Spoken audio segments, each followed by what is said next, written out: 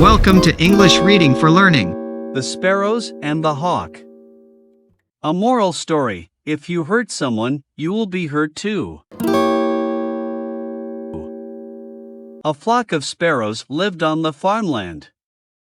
One day, a kite came onto the farmland and began searching for food. All the sparrows were scared and began to hide themselves.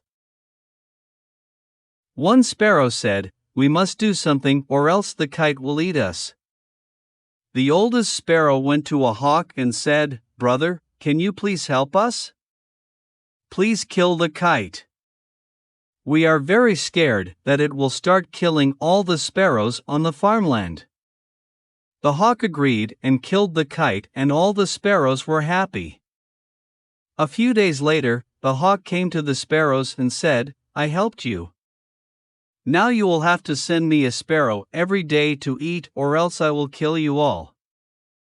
The sparrows were dismayed but could not do anything about it as the hawk was powerful. They realized that by hurting someone else they had also hurt themselves. Thanks for watching and listening. Please click like and subscribe for new and latest uploads.